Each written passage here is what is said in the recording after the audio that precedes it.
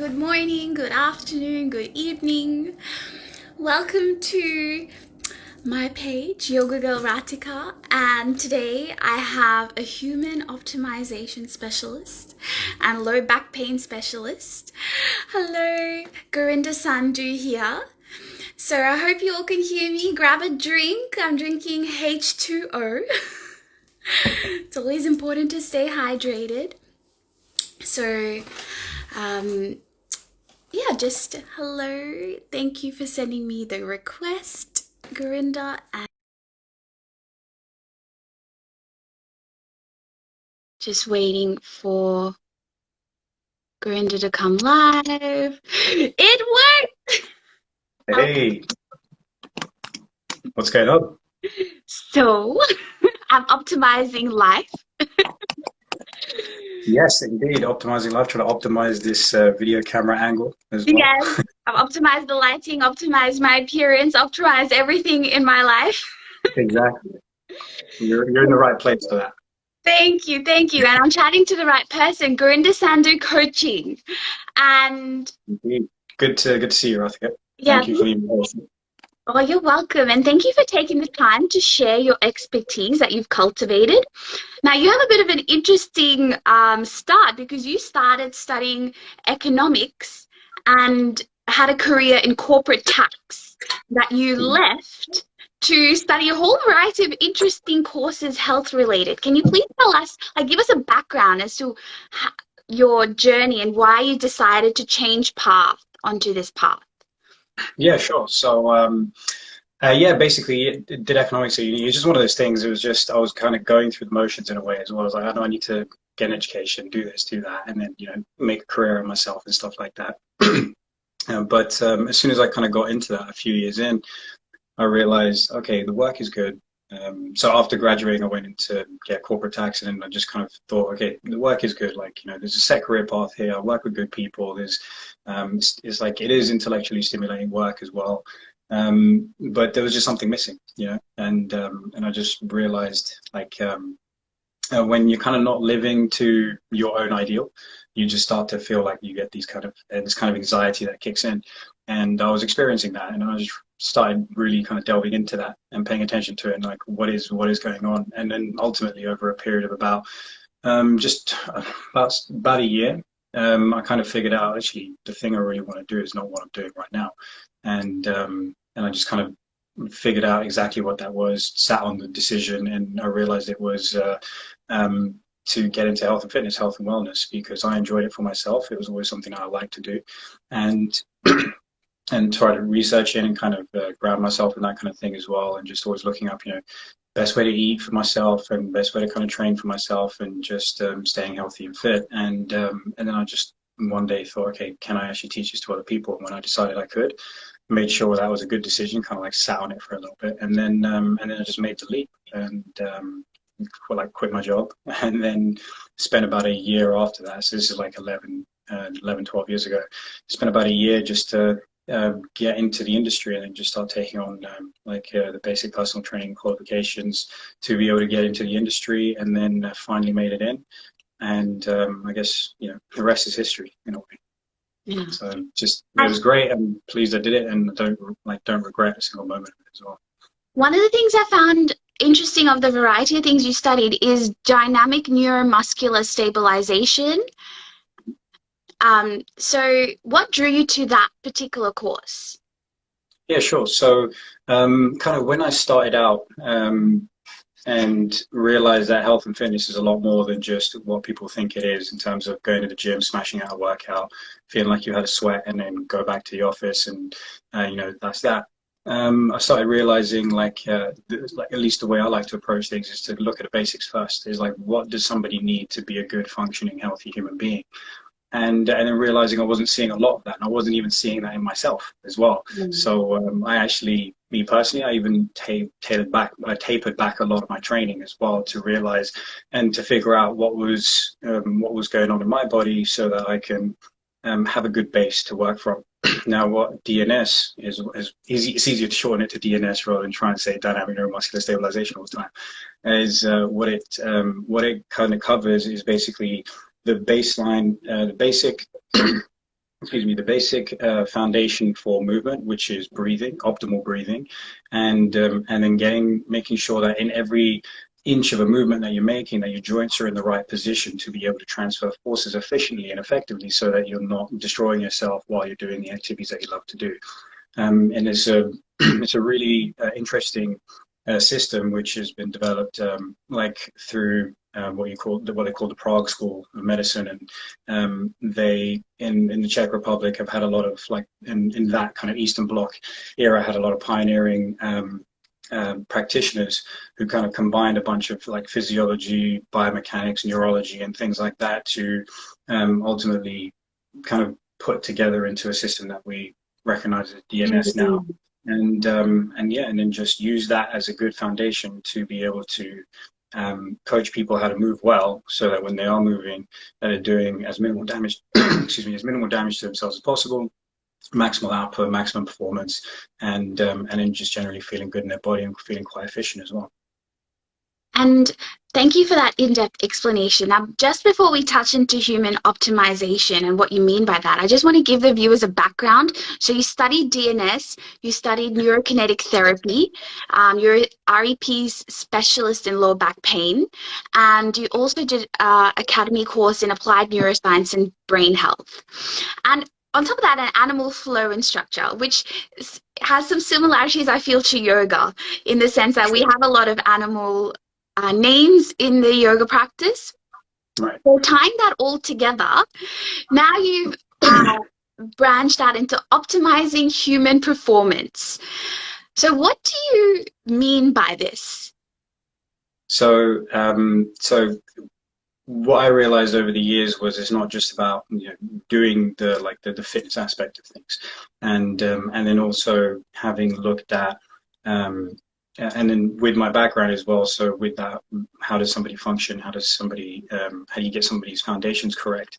And using that as the basis to end up kind of evolving into working with people with injuries and then especially back problems, and then working to help them out with their posture, with their physical stature, and the other things that come along with that. And in building as I went, realizing that it's not just about physical health, it's not just about the physical fitness aspect of things.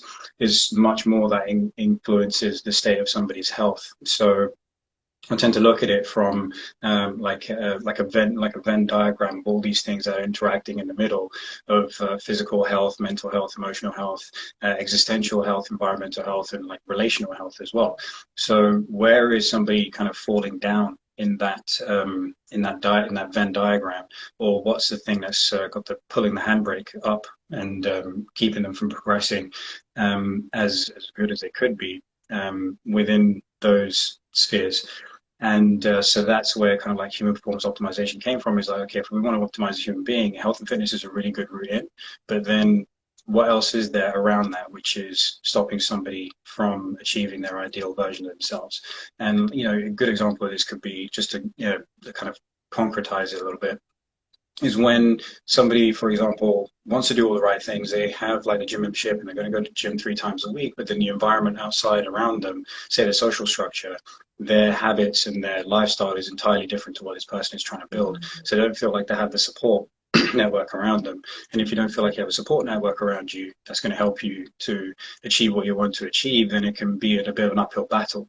So then part of that could be, okay, challenging the individual to go and find people who do resonate with what they're doing, so maybe jump on a meetup.com and then find people who are like-minded, and then when you're in that kind of social structure, then it's almost inevitable that you're going to achieve what you want to achieve, because you're being carried and being built up by the people who are around you to just make it easier for you to achieve that. So it's kind of looking at the whole sphere, and then working on all those different facets, and then just basically helping somebody move into their ideal version of themselves, their optimized version of themselves, and then they show up with a ton more energy at work. They show up with a lot more purpose in life. They feel like they're able to be there and be present with their family and friends, and they feel like they have the presence of mind to be able to deal with stressful situations that occur on a day-to-day basis.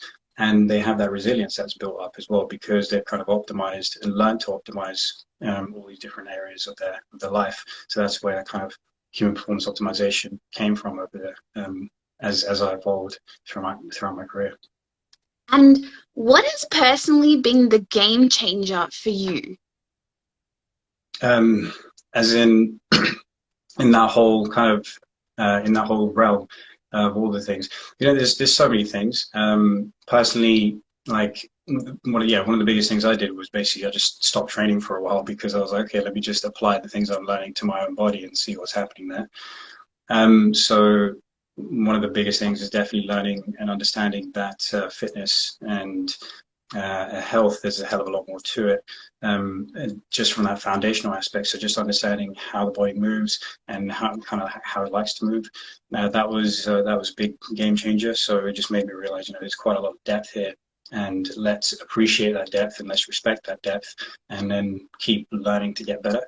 So that was like that's like from the start. But I mean, in all of those things, in all those areas, I mean, like every single one of them has had a massive impact. So essentially, so if we talk about from like the mental side of things, how um, like one of the things for me is like just like belief, for example. So whether you believe you can or whether you believe you can't, you're right, is like that saying that I've seen thrown around before. It's entirely true. It's just whether when you put your mind to something and like having the patience and the persistence and the consistency of action to go and achieve that, and like kind of learning that over the years, like how that influences your state of health. Because at the end of the day, if you're not being persistent and consistent, then you don't really have a hope of developing developing the kind of physical health that you require of yourself.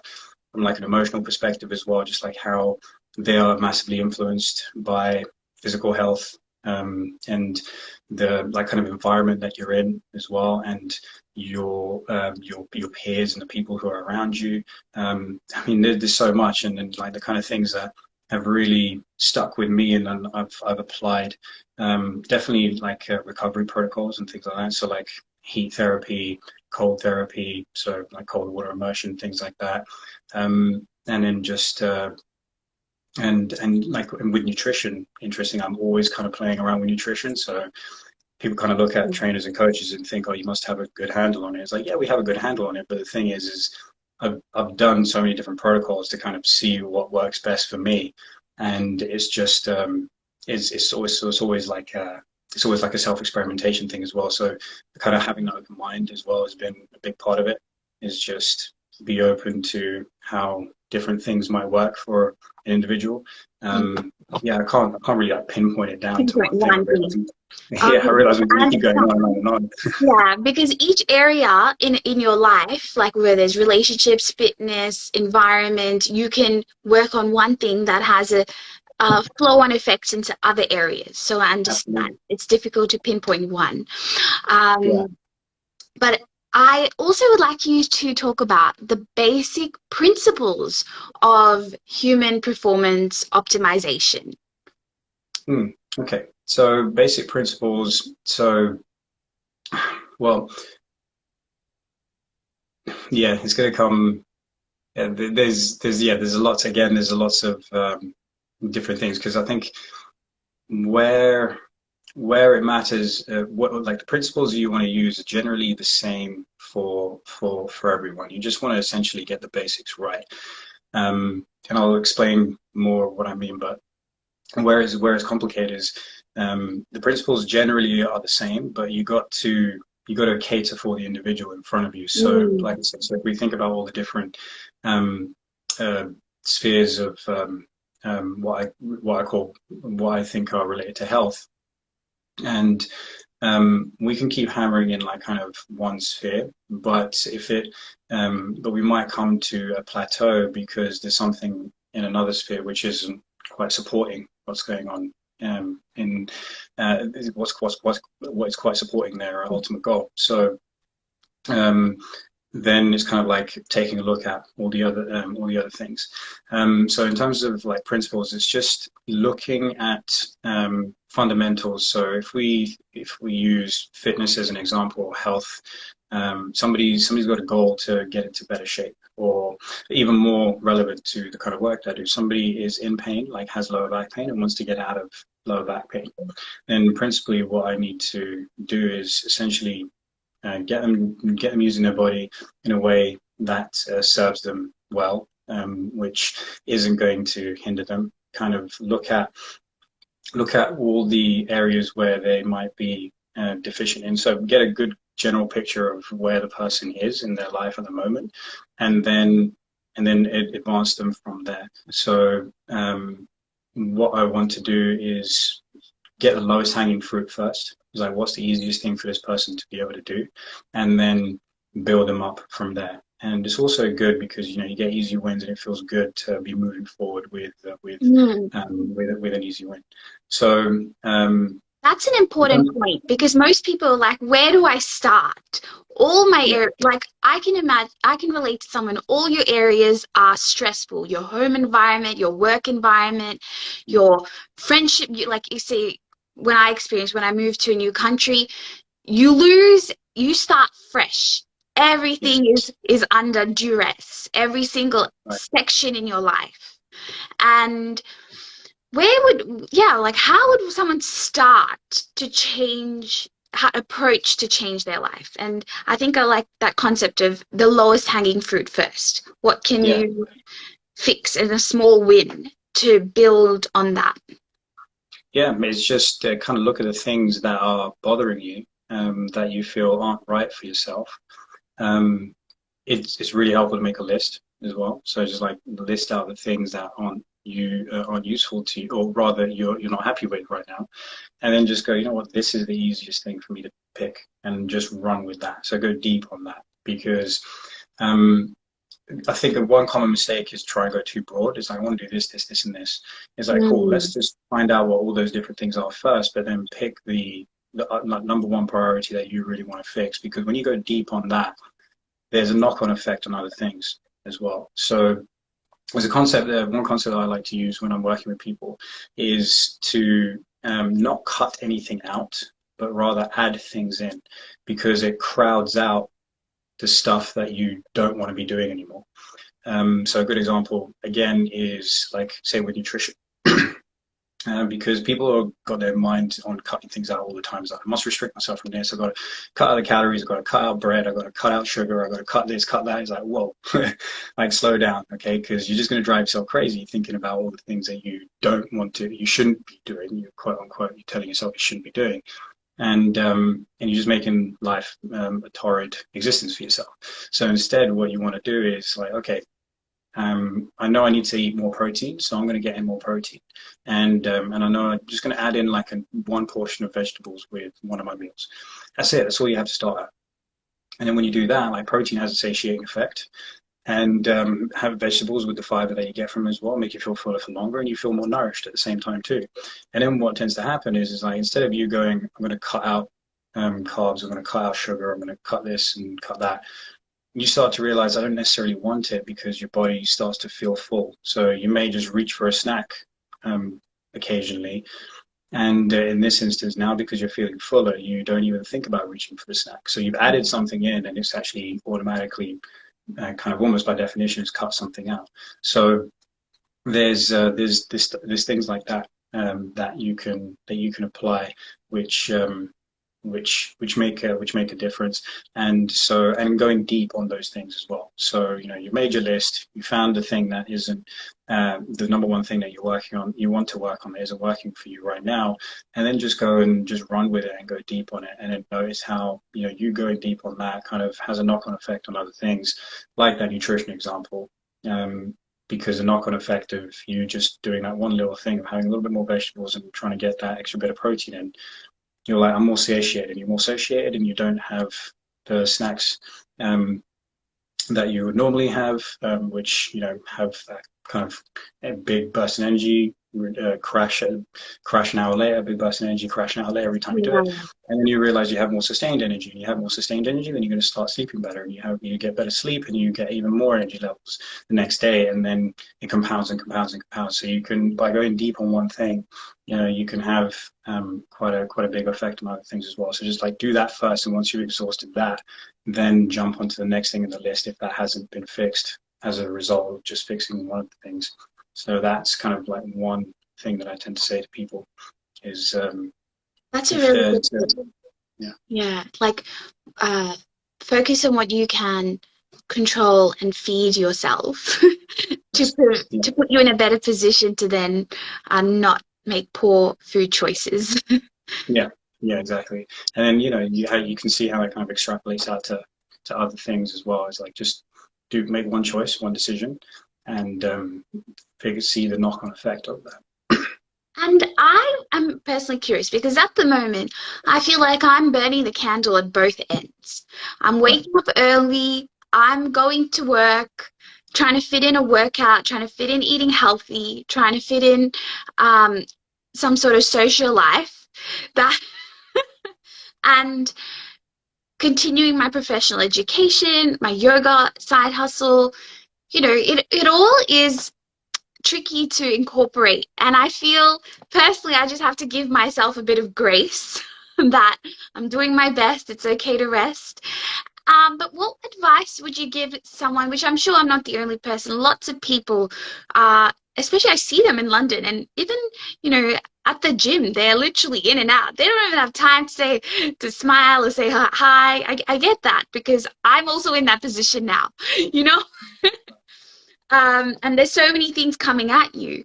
Um, what advice would you give someone who's, yeah, trying to work full time, um, keep everything together? Yeah, right. Yeah. Yeah. So again, it's going to come down to, what the individual, well, like where that person might be particularly struggling, and then trying to figure out what the best course of action is from there.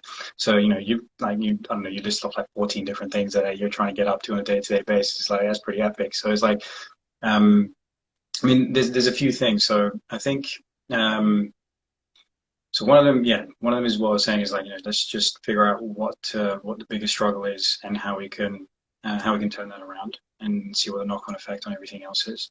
I think there's a lot to be said for actually reducing the number of things on our so-called priority list. So if there's like all these things that are going on, and then we're spreading ourselves quite thin, and by spreading ourselves quite thin, we are getting increased stress. Then Mm. it's like we do live in a culture where we try and take on everything because we're heroes like that, right? But actually, the most heroic thing you can do is pick a few things and do them really, really well, Mm. because you just get so much more out of life at that, and then you're a lot more present in your life as well, rather than being spread so thin. So there is like a kind of harsh reality of just looking at what you're doing and whether it's really genuinely working for you, and then figuring out where to change things up from there. And then another thing is like I guess resilience protocols, like recovery protocols. That old Zen saying of you should meditate an hour a day, but if you're really busy, you should meditate 3 hours a day. So which I quite like as well, because it just goes to show how important it is for you to make sure you are recovering well, so that you can function well, you can perform well. And so if you've got a ton of stuff going on, then you need to put more effort into more emphasis rather on getting your recovery. And so, okay, I've got a ton of stuff that I need to get through, but let me make sure the quality of my sleep is good. What do I need to do to ensure the quality of my sleep is good? Okay, Mm. well, I can um, take on these different protocols before I go to bed, so that I get as restful a sleep as I possibly can, so I can tackle the next day as well as I can. And because you're well rested, your state of stress is less, and at the same time you create a bigger buffer. You've got more of a threshold. You've got a bigger threshold for managing that stress as well. So things like that is, I think, like a few things to consider is like, one, what's your biggest struggle? Let's see what we can do about that to have a knock-on effect on the rest of your life. Two is like, let's just actually take a look at the list of things you're doing and see if we can just cut things out, because there is going to be something here which isn't a priority, or like make it have a lot more an efficient process.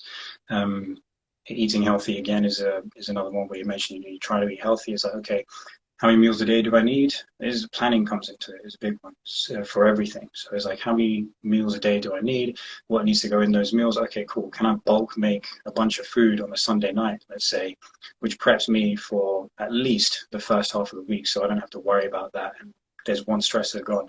And yeah, there's plenty of capability to do that kind of thing. Mm.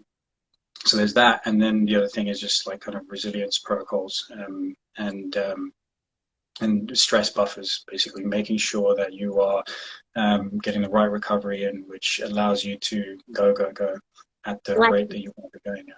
resilience protocols. I'm going to be the queen of resilience protocols. You'll be doing all of them. I'll do all of them.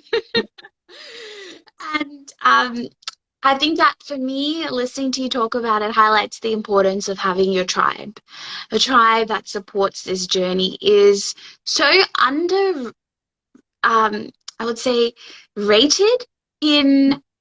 But now, after being in the UK for 2.5 years, I notice the importance of putting yourself in places where the people are on a similar path to you.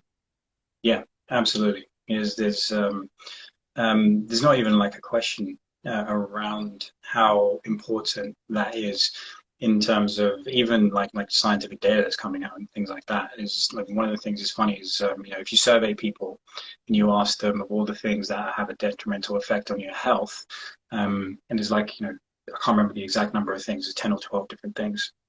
Like smoking, sugary snacks, all these different things. They'll put their top three things will be something like smoking and like fast food and something else, and then social circles or social connections will be kind of like bottom of the list because nobody really understands how important it is. But then when you actually do the analysis, you realize that social connections is in the top three of things that can have a detrimental effect if you don't have social connection. So it's wildly important for that kind of thing. So for you just being a better human being overall, feeling like a fulfilled human being, feeling like you're doing something worthwhile, feeling like you're supported, feeling like you're on the right journey with your particular goals, or you're feeling support in your goals. It's the knock-on effect is incredible. So there's basically I think there's this African proverb that says yeah, if you want to go fast, go alone. If you want to go far, go with others. So it's just it's a really nice one. Just again, Really another nice. way of saying, yeah, it's really nice. It's like there's another way of saying, look, you can get somewhere really fast, but like, what's the point? What's Yeah. the point in that? And especially like this is what we try and do in our culture as well. Very much so. It's like it goes back to the whole thing of taking on too much and just trying to go. And really, what we need to do is just kind of maybe just slow down a little bit, appreciate what's in front of us, and also make the right connections, which helps us go much farther than we ever thought we could, and ever would have been able to go on our own. And I think an importance of that as well is also saying no to the wrong connections. Yeah. And that's something that, I personally have had to grow the courage and strength to be assertive enough to say, sorry, this does not actually serve me. Yeah. And it's nothing. And even one of my yoga teachers told me, he said, if it doesn't, if it's not adding value into your life, Rathika, cut it. So But cut it. kind of be And like ruthless about it, right? cut it. Just kind of be ruthless about it as well, right? Yeah. And another one Mm. of my friends, she's like, cut it like sushi. You know how the sushi chef, they go bang, bang, bang, bang. It's like, just cut it like Yeah. sushi. And so I can see that, yes, I do kind of come across as cold in some ways, but at the same time, in order for me to be my best self, I have to allow the ones that serve me to flourish, the ones that don't to dwindle away. And not that I don't think it's an unkind thing to do. I think it's a kind thing to do. Yeah, absolutely. Because the first thought that might come into people's heads is, it's a selfish thing to do. It's like, well, if it's not serving you, then how good are you at serving the other person? Serving back. And I always kind of think of this concept of like a cup, and you got to fill your own cup to be able to fill others. Because if your cup is empty and you're trying to fill other people's cups, it's like, well, you've got nothing to fill it with. So you want to have or want to be involved in relationships where they're serving you, they're filling your cup, and you can fill their cup back when it needs to be filled as Yeah. well. And yeah, I think I think it's a great thing to do because for you, for your own personal sake, for your own health, whether it's mental, physical, emotional, whatever it might be. But like I just talk about it in a all encapsulating way, right? It's uh, it's it's it's you shouldn't you shouldn't be compromising yourself for other people to the extent that you are unhappy with the decisions that you're making, because there's compromises which allow both of you, for example, like if it's two people relationship or whatever, or a tribe or a group of people that you're in. But if you're making decisions and you're making compromises, okay, I'm happy to make this compromise. This feels like a fair compromise because everybody's moving on in the right path and it's going to make us go farther. Like, going back to the African proverb, great. But if you're doing it and you're currently making decisions where you feel like a chunk of your soul is just getting ripped away from you, then how good is that for you and for the people around you, really? Because you're not going to be showing up for them because things like resentment start to set in Yeah. generally, like being like that's ultimately where I see things going. If you're involved in relationships which don't serve you, they just don't serve anyone, really. So it's not a selfish thing, it's the right thing to do for everyone involved. So I Mm. think. No, I agree after being here. Yeah. Yeah. And now we'll talk about tying into that into lower back pain, which I personally feel there's also such a, and you talked about this on your Instagram, such a social aspect to lower back pain. And from a yoga perspective, it's something I've come across is your lower back is your support. Your lumbar vertebrae are the thickest in your out of all the other vertebrae in your spinal column. So they are strong. And so if you feel like that area is painful, then the support may be lacking in other areas of your life, whether that's psychologically, spiritually, emotionally, maybe even physically, like someone being there to support you and carry you, through Yeah, the hardships of life. That team, yeah, that social, that tribe, as a exactly. whole. Yeah, you're absolutely right. I mean, I'll give you a recent example of it as well. Just somebody who I saw who felt like they couldn't be the person they want to be for their partner and their family because of the pain that they're experiencing, and not feeling like they could express that to them because it feels like they're less of a person as a result of that. And and there's also like another one of my former clients would, when we would delve into this thing and bring a lot more awareness to all the different facets that are affecting their state of pain. Another good example of just somebody who's like, okay, experienced day-to-day discomfort, but then when they went and did a holiday or went on a holiday, which basically ticked all the boxes of all the things that they love to do, in terms of fulfillment. They're in a location where they're doing a retreat and surrounded with the people that she loves to be surrounded by, and having stimulating conversations. She came back from that trip and realized for a whole week that she was there, she didn't experience any pain. So there's and I've got several examples of that kind of thing where somebody is experiencing discomfort, not simply because of the physical state of their body, it's because of everything else that's going on around them as well. Stress is a big one, whether it's emotional or cognitive, but support, like you mentioned, is a big one. So when this person felt supported while they were away, it was a big piece of the pie for why they were feeling good while they were away. And And you it's mentioned that quote on your page was stress is what you make of it. yes, yeah. Can you So delve a bit deeper into that concept?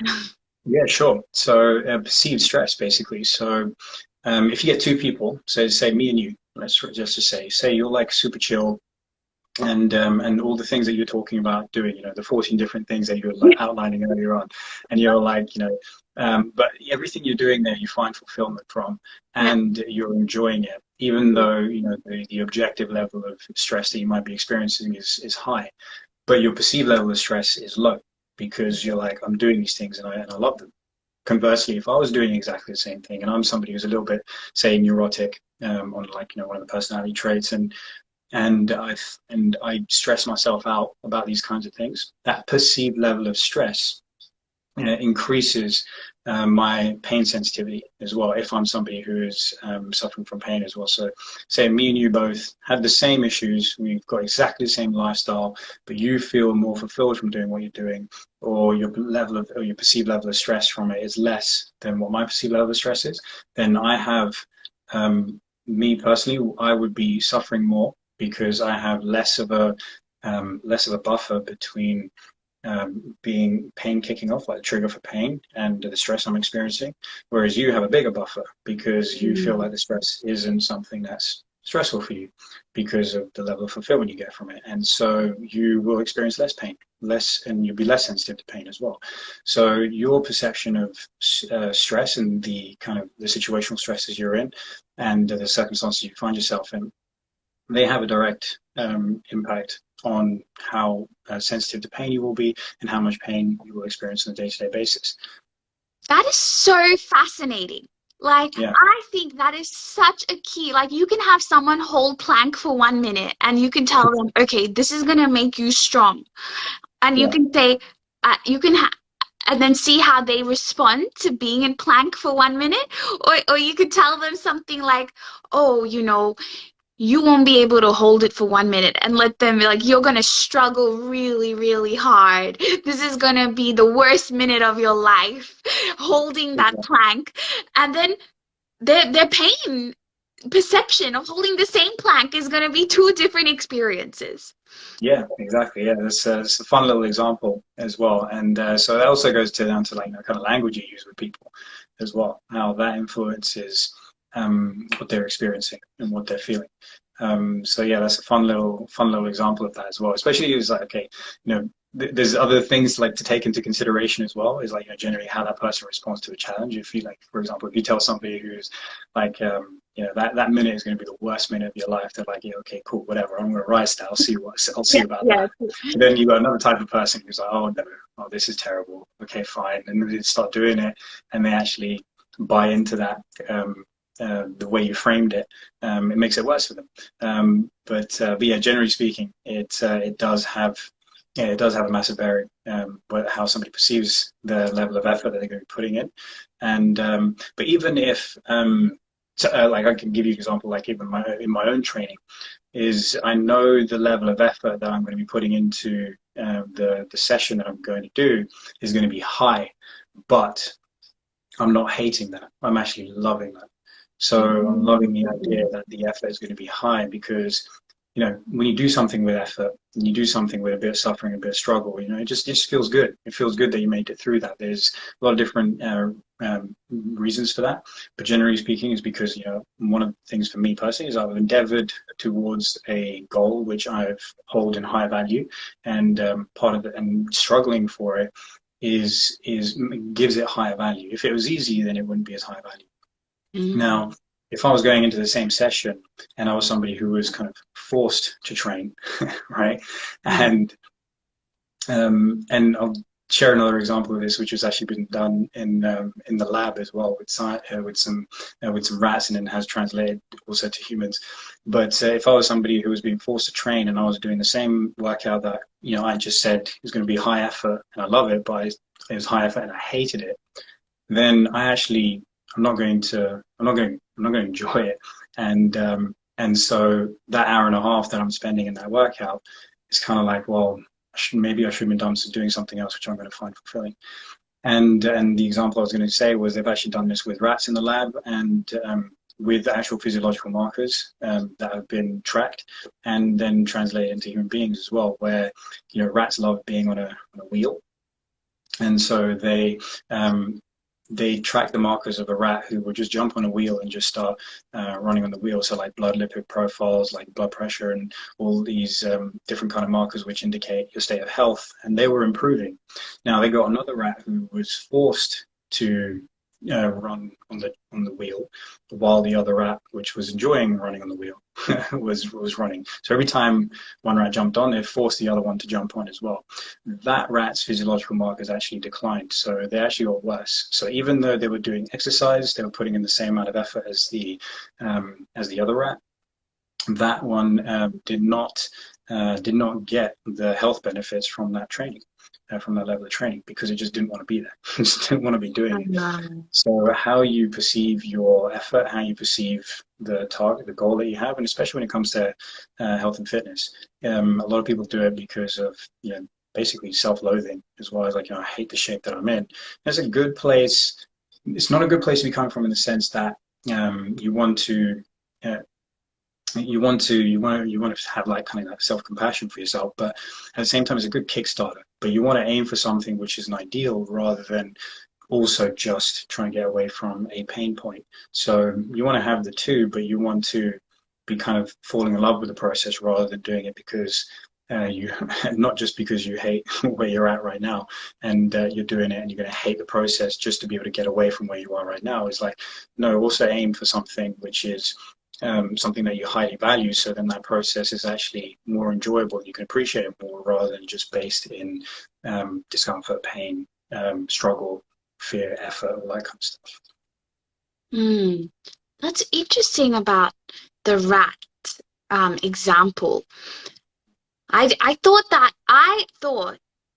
so I'm tying back to that experiment, that if the rat is performing on the wheel next to a rat that's happy, that the happy rat would encourage the sad rat to run faster.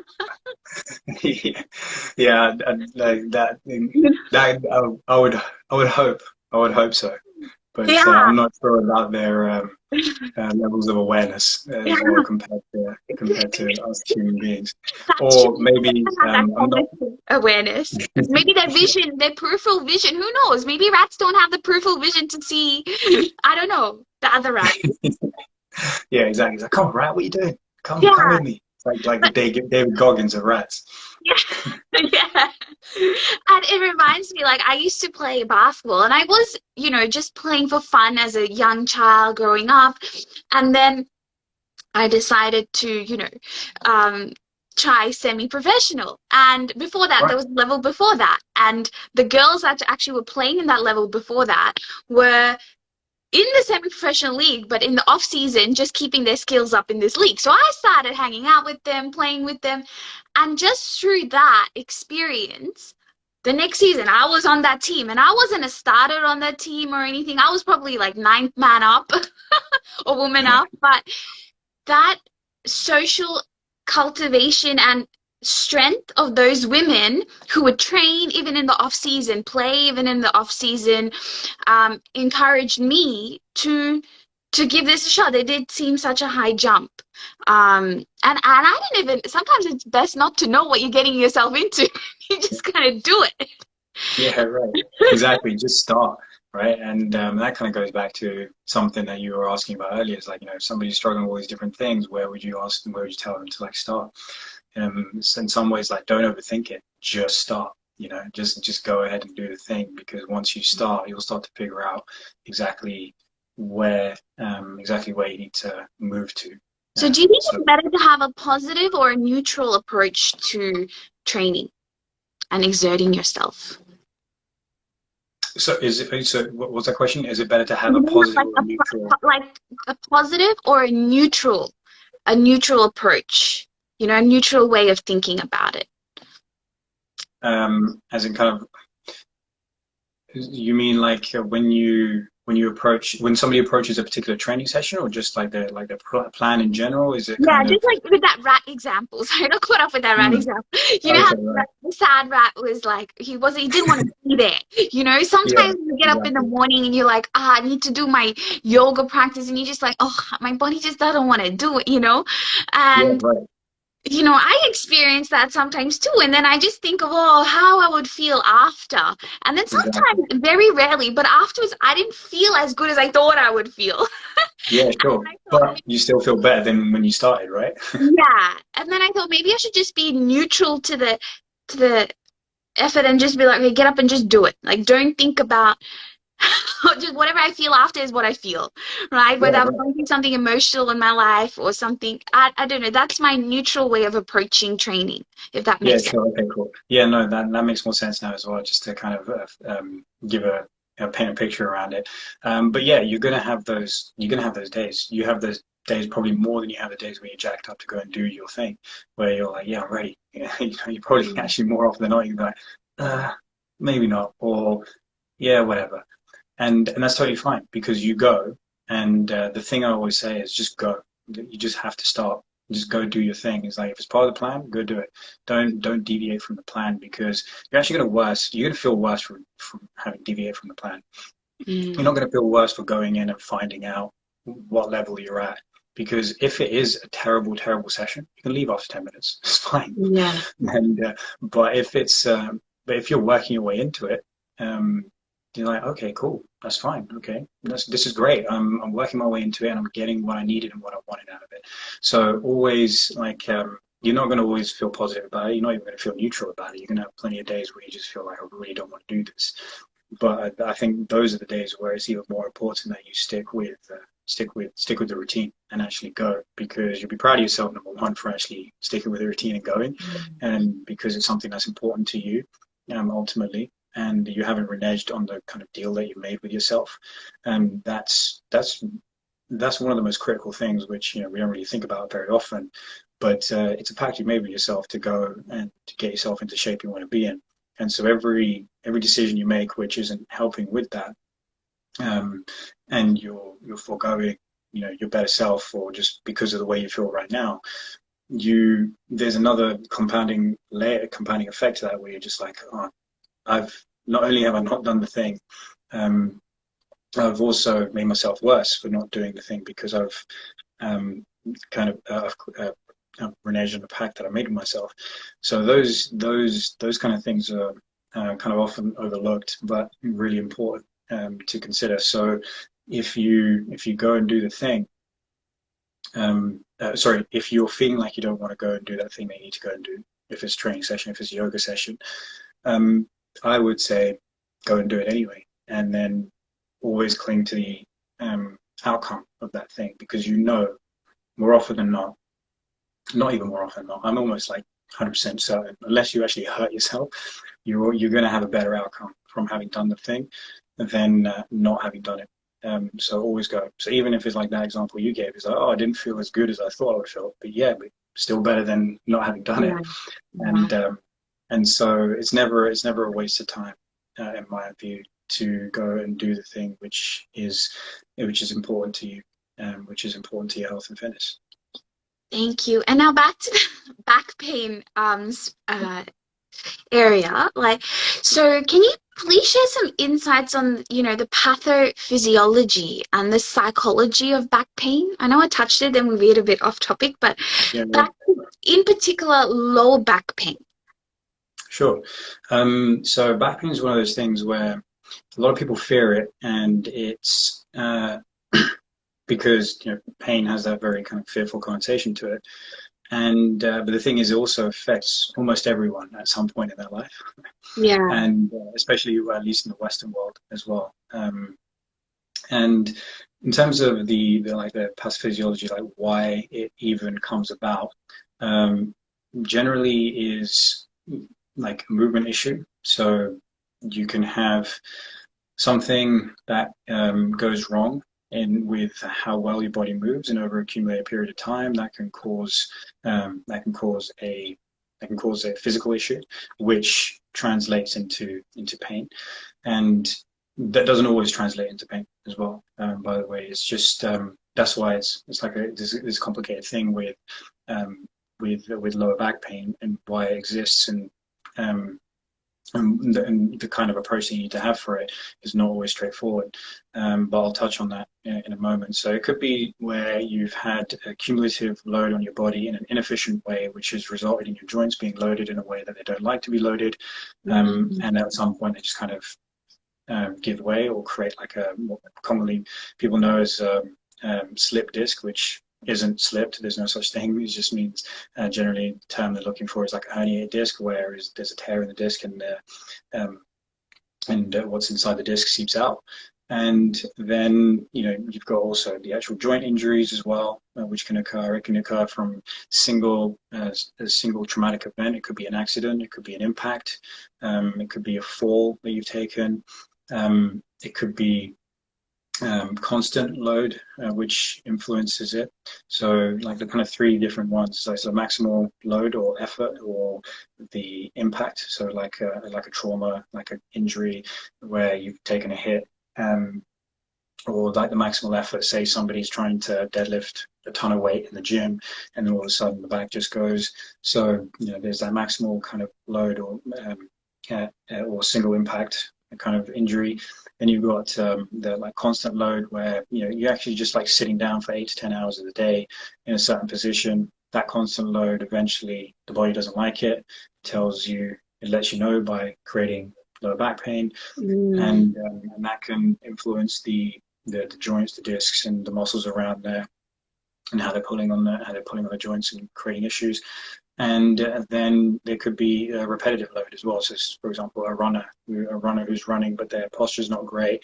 You can get away with it for a certain cycle of repetitions. It could be thousands, and then one day that repetitive load has just meant that it causes an issue, and it can arise from there.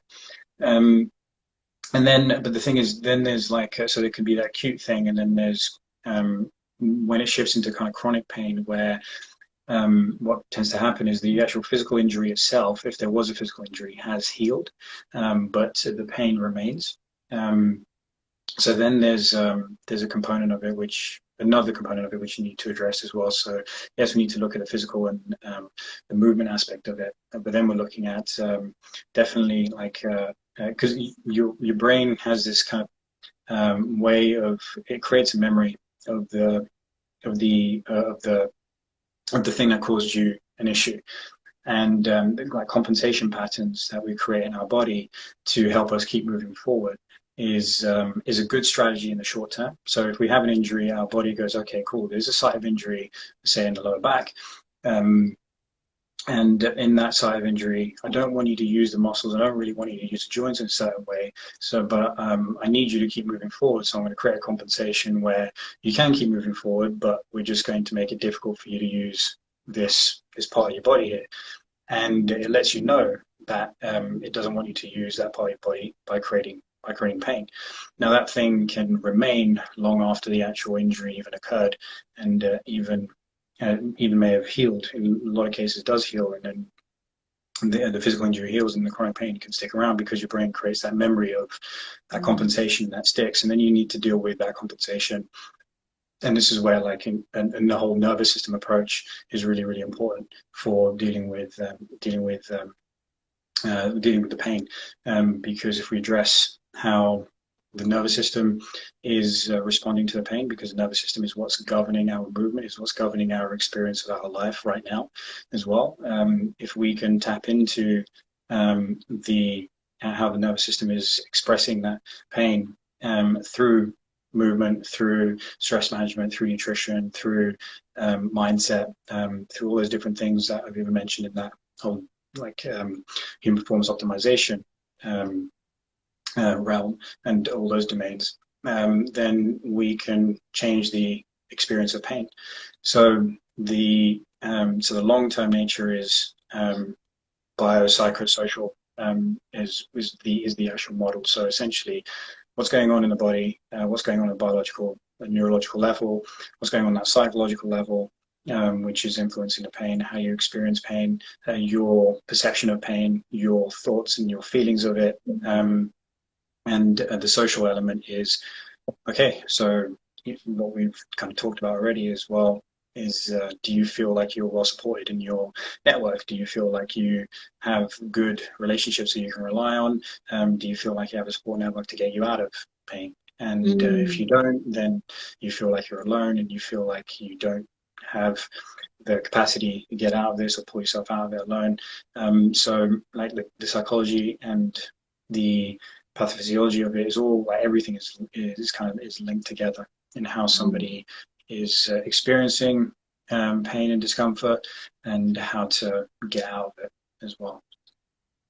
Wow, thank you for that in-depth explanation. And I guess that's where your expertise comes in, because if someone sees you, you can use your knowledge to tell them where they need to start with tackling low back pain. Absolutely. You there's like movement is a really good, excellent route in for everyone, and it's and it will in a lot of cases, well, at least the way I deal with it anyway, because maybe I think it's biased because I am a trainer, I'm a coach by trade, so I'm going to see people who want the movement option out of it as well. Just going to kind of naturally um, uh, come my way. But then there's going to be um, people who come along where it doesn't happen often, but it's going to be a case where it's like, okay, you actually need a different line of help. You need, in majority of cases, like there's a lot of like, no, sorry, majority is not right, but just in plenty of cases, people do need some psychological support. So they probably could be needed to be referred to a psychotherapist or a psychologist or a psychiatrist, because there's a strong association between depression, anxiety, and pain, and even low back pain, especially when it's chronic. So if somebody is in those kinds of situations, then we may need to look at the look at approach which is out of my realm, and then I go and refer them on to the right kind of person. So there's yeah. So I think that I hope that helps Yeah, answer that question. yeah, that does answer the question, that you can offer them options to build the emotional resilience aspect of the lower back pain. Yeah, And absolutely. like I've experienced lower back pain before, and it was really debilitating because it literally, I felt like I didn't want to move. I couldn't move. I was bedridden for like a day. I didn't even want to tell my parents. I was like, Yeah, oh my God. I was like, oh my God, I don't know. I'm so young. I think I was like 20 or 19. And I'm like, why on earth am I experiencing this pain? I don't know yeah, what yeah. and it was such a shock to my system, and I think it definitely has a compounding effect on every other area on your life. Yeah. So, um, yeah, thank you for sharing that. And also from a radiology perspective, because I'm also a Mm, radiographer, and in MR, we do like MRI imaging is one of the gold standards for low back pain diag mm. the diagnosis. But interesting, because I was speaking to a sports radiologist, and not all the like it doesn't, even if a person's spine or the disc don't look optimal on the imaging, it doesn't always correlate to their symptoms. Yeah, So someone's absolutely. spine can look horrible, but they are symptomless. And Yes. this ties into your, this makes sense because it's not just the physical aspect that causes the pain. Yeah, yeah, exactly. It's not just a physical aspect that causes pain, and you can make that even more complicated. Somebody does have symptoms, and their MRI does show up with a bunch of problems, and you're like, okay, cool, it is that. But then the way they symptoms manifest actually do not correlate with what the MRI is showing. So it's a different issue. So it's super interesting. It's pretty crazy. It's pretty wild as well when you kind of think of that as well. It's like, okay, cool. Here's an MRI. It shows your back looks like it's well, yeah, it looks like it should be in pain, and then the person is experiencing pain. But then when you look at what the MRI is suggesting is and the way that the pain, the symptomology is occurring, they are actually they're suggesting different things. So the MRI might be suggesting that, oh, this person should have should be experiencing like sciatica along with their pain as well. But actually, the person is experiencing pain in the lower back, then it goes down the front of the leg instead. Yeah. Okay, well, the MRI is showing this, which is suggesting that there should be pain in that way, but there isn't any pain in that way. Mm. It's pain in a completely different way. So it's yeah, there's complications there as well. But yeah, again, long story short, just because you have something going on that is shown in an MRI, it doesn't mean that you're going to be experiencing pain. And in fact, like I think about 60 odd percent of people over the age of 30 or 35 have some sort of what is known as degenerative disc disease, the triple D. Mm. That doesn't mean you've got, and it doesn't mean that 60% of these people, that 100% of these people are showing up with problems. Like we've got millions of people walking around with back pain.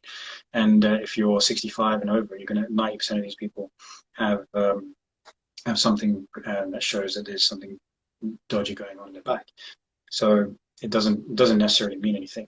And that's why in a lot of cases it's like if somebody finds out that they've got a physical problem in the back through an MRI, or if they don't find out that there's a physical problem in the back, the route to solving it is pretty much the same. So you just kind of like pay attention to symptomology and stuff like that. It really comes down to where that person needs it in terms of how it's going to make their how it's going to make them feel. Does it make them feel better knowing, or will it make them feel worse knowing? So that person kind of needs to make a judgment call on that kind of thing as well. Sure, obviously there are cases and there are times when it's like the best thing to do, go off and get an MRI. But in a lot of cases, it just seems to make things worse for people because they'll see there's something wrong and they make it think, and they think it's directly related to their pain, and then they make them experience pain worse. But actually, there's not necessarily correlation there or causation even. That makes sense. And this is why I really like, and I like what you do, because I see the people come in for the MRIs with their back pain. They go for steroid injections, epidural, microdiscectomies, fusions, and it just creates more and more. And then they come back for MRI, and then you have to give them contrast to differentiate scar tissue versus what is the problem, in their spine, because that highlights differently. And I think it's easy just to look at it from that medical. I'm not disregarding it. I'm not saying it doesn't have a Yeah, point. I'm not a specialist in that field. I'm just a humble yoga teacher and MR radiographer, you know. yeah, But I like how you tackle the lower back pain from a holistic approach, yet with the scientific understanding as well of the pathophysiology and psychology behind lower back pain. And you, help people solve this without such drastic intervention. yeah. And that's it. It's knowing that that option is available for people, because a lot of the times it's just no one's really aware that there's a whole kind of approach that is you're completely blindsided to. You Yeah. have no idea that even exists, and and so people tend to needlessly go down that route of taking an invasive approach, whether it's a steroid injection or epidural or getting a surgery. Yeah. And if it's like, okay, you know what all your options are and you decide to do those things, fine, great. It's because the power's in your hands. However, if you have no idea, then the decisions is clearly it's not going to be the best decision that's made for you.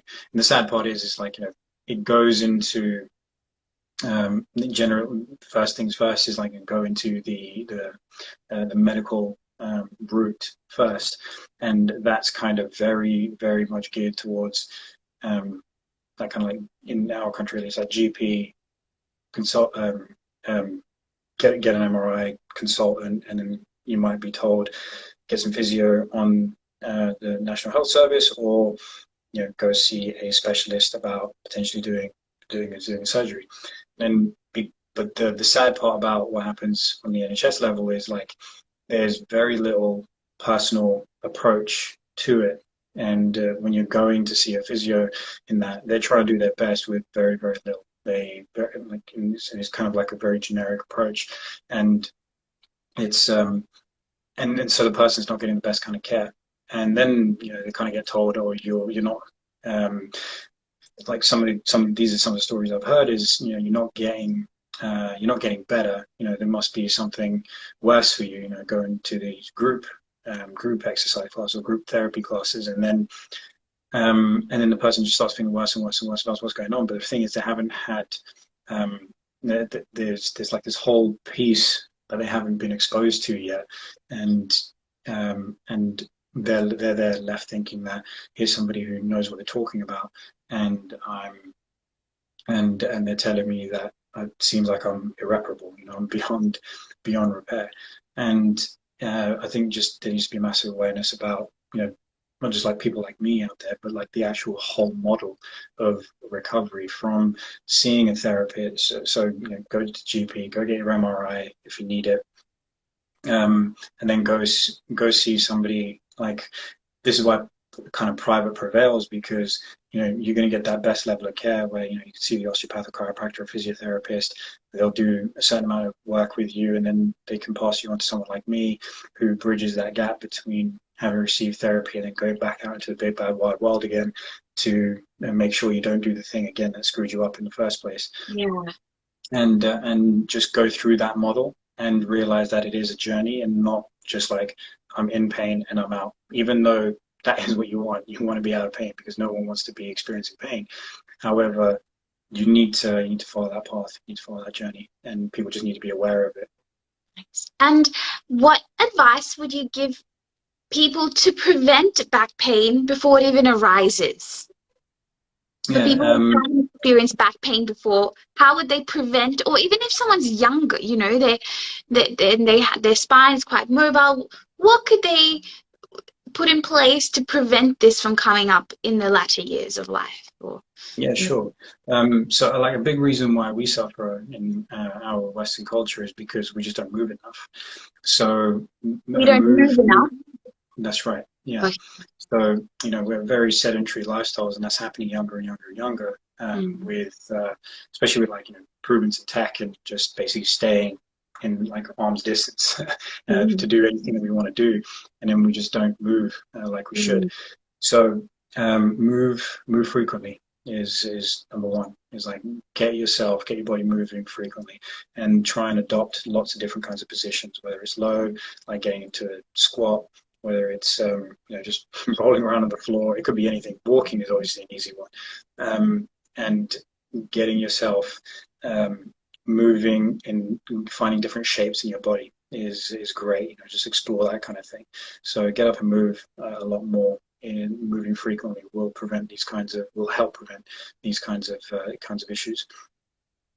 Breathing, foundational aspect of it. People need to learn how to breathe well or breathe optimally.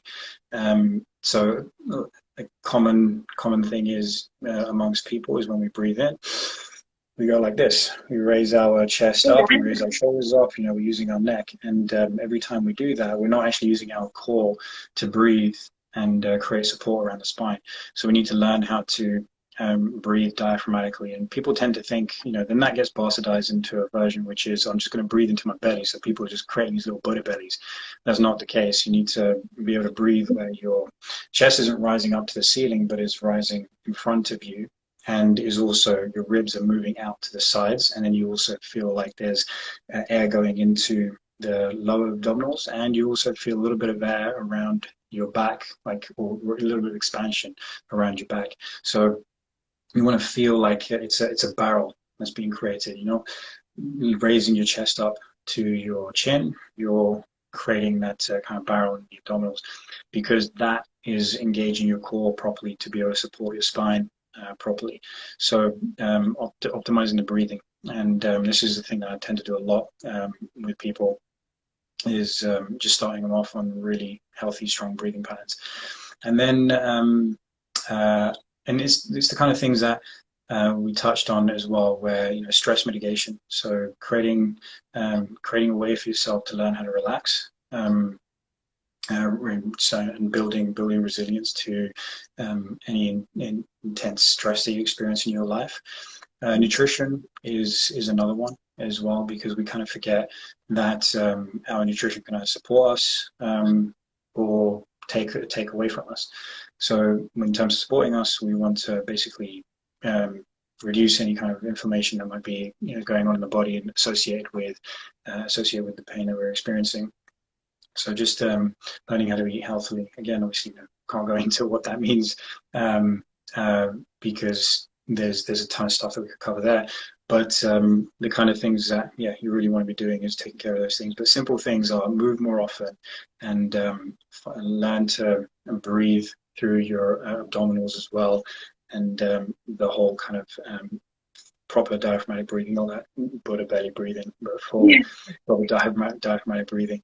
And those two things alone can go a long way to helping you prevent the issues. And then stress mitigation, nutrition, and and sleep as well. You need to get recovery, and the less sleep you have, the more sensitive to pain you become, and the more chances of injuring yourself you have as well, because your body is just not optimally recovering. It's not feeling like it's the muscles ain't engaging well, and you've experienced more tightness in your body as well, just from poor night's sleep. So that means it's harder for you to move, and then if you're trying to do that often, you can at some stage you're inviting lower back pain into your life potentially. Those top two things, really simply: move more often, breathe well, and then the other things are definitely a big component as well.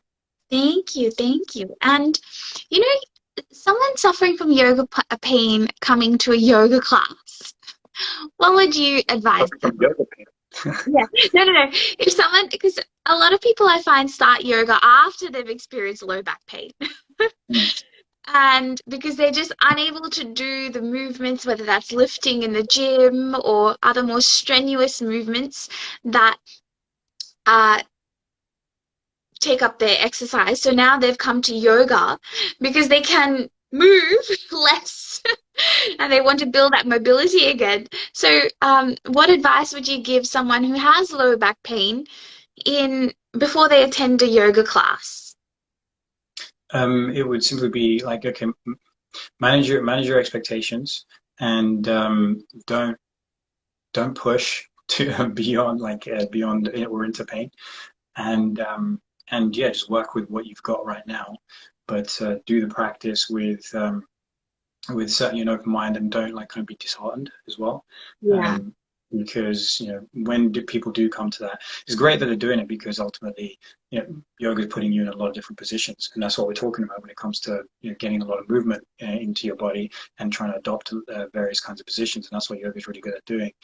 And generally people experience stiffness and tightness, and then yoga, because it puts them in all these different positions, they're able to get better access to their body as well. The body feels safer, or the brain feels safer, allowing the body to make these different kinds of movements.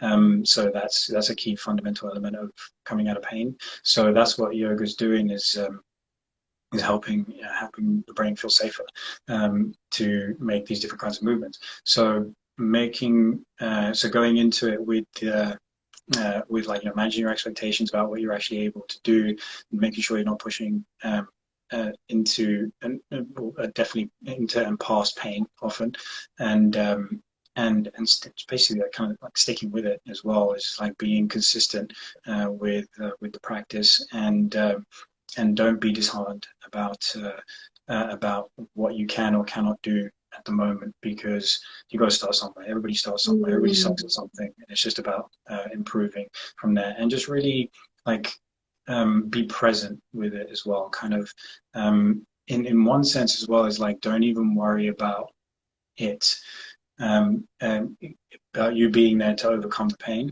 It's be there to experience the type of breathing and the different kinds of movements, and then the knock-on effect of that is that it will help you get out of pain as well. And so it is, and so that's yoga is an excellent tool, and part of the toolkit for helping people overcome back pain.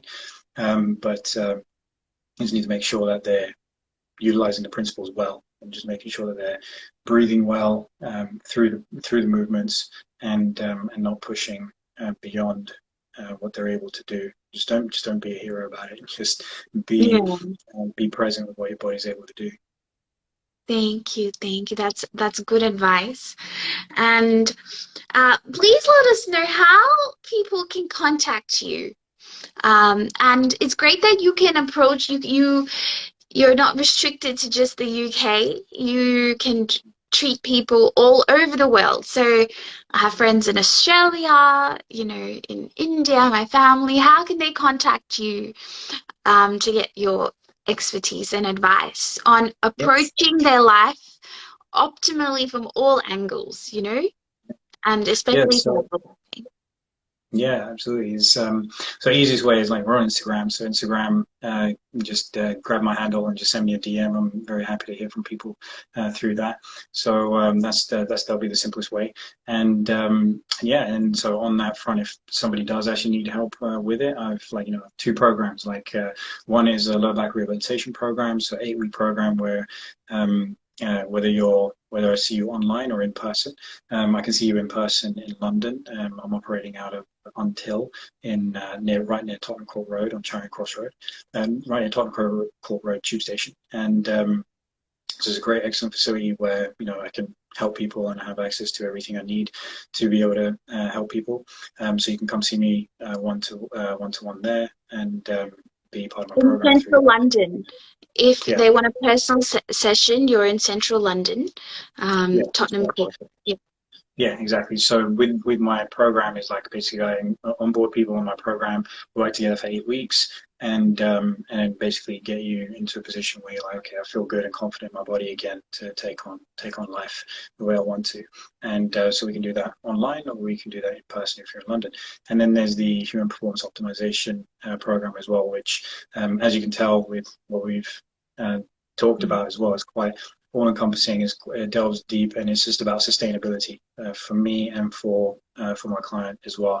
So you want to live a life where you can show up as your best version of yourself every day, where you feel like you've taken the handbrake off, and it's like you've got the energy to do the things you need to do, and you got that presence of mind, and you got the resilience, and that's like a year-long program. So if somebody was curious to work with me on that, then yeah, get in touch, um, and then we can make that happen as well. So easiest way is just hit me up on Instagram at gsanducoach. Wonderful, wonderful. Thank you so much, Gurinder, for Thank you sharing for your hosting. It was great. expertise on this. And I really truly believe that pain, not only back pain, but pain should be approached first from a holistic approach, and exploring all the other handles before surgical medicine, like a prescription medicine approach to tackling this for one's well-being. Yeah, And that's why I like the combination of human optimization as a whole and low back pain specialist, because I really think if you approach it from different angles, you can have a subtle effect on the pain that you're experiencing and yeah, vice versa.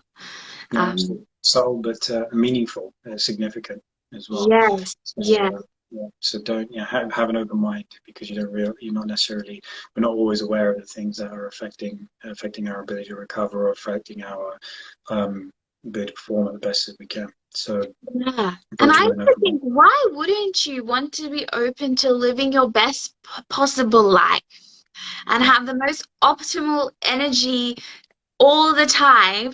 Um, why wouldn't you want to do that? yeah, exactly. It's like make it happen.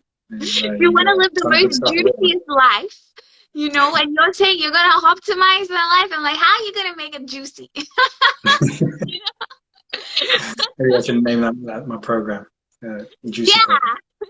squeeze the juice out of life, Make it. Exactly. I like my juice with a bit of spice.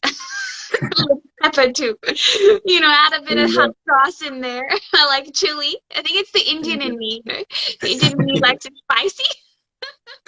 That's it. I think you just figured out a good metaphor for the program there as well. That's excellent. We'll talk about that offline. Yeah. All right. And I had a question. Why is your back pain program only 8 weeks? So over a period of time, that I've worked with people, and like as my skill has improved, and my and realizing like what it takes, and when people really implement things in that period of time, people make most of the change that they need to make um, with their discomfort. That is, it's also in addition to that as well, is like I have to vet you as my client. I'm not just going to take you on and be like, yeah, okay, Mm. cool, we're good to go. Is I have to understand what your issue is first and make sure that I know I can help you solve it, or if I feel like it's a problem which requires maybe a medical intervention, and uh, and then um, and then also based on that person who's in front of me, realizing like yes, this is the type of person who could achieve those results in that period of time, and then inviting them onto the program. It's otherwise I'm doing myself and them a disservice as well by getting them on the Mm. program, like when I wasn't really sure that I could do something for them. That's good to know that you vet the client to see you can give your best possible advice for them, and they're the most receptive to your way of delivering this Yes, this exactly. knowledge that you've acquired. Yeah. So that's good to know. And what is this vetting process like? Like, what do they have to do? Like they don't really have to do anything. It's a conversation where I'm finding out what your issue is and just like delving deeper into the problem, and then Mm, providing like making sure I understand what your problem is and mm, understand you as a person as well, like where you're coming from, and what your ultimate goal is with this. Because I know it's not just to get out of pain. It's like you have a certain way of living that you'd like to be enjoying and that you're not enjoying right now, and so essentially, like I'm looking for open-minded people who are like going to be diligent and consistent, like and just gonna kind of like get on with it, like take the advice, run with it, yeah. and make it happen. It's a collaborative affair as well. It's like I need your feedback to know that what's happening is working, so that I can keep doing more of the same thing and help guide you in the same way. Or if it's not working, it's like, okay, we need to figure out why it's not working, and then keep pushing you forward in the right way. So it's just basically a process. The process is me talking to the individual, finding out what they're like, finding out what the nature of the problem is, making sure I can help them through the nature of the problem, making sure that they're the kind of person who's going to respond to the way that I like to operate, and so that they can make the most of it, and and I can offer the best of myself to them as well, and let's see where it takes us. Cool. Cool. So thank you so much again for sharing this. And yeah, I really encourage people to have an open mind to pain and optimizing their life. And like I said, squeezing the juice out of life. So thank Exactly, you with a for bit of spice. sharing. Yeah, with a bit of spice. Thank you, Gurinder, which also means Supreme God of the Guru, for sharing this. Thank you very much. It was great. It was awesome to do this as well. Thanks for inviting me on. You're welcome. You're welcome. And I'll catch you later. Catch you soon. Bye.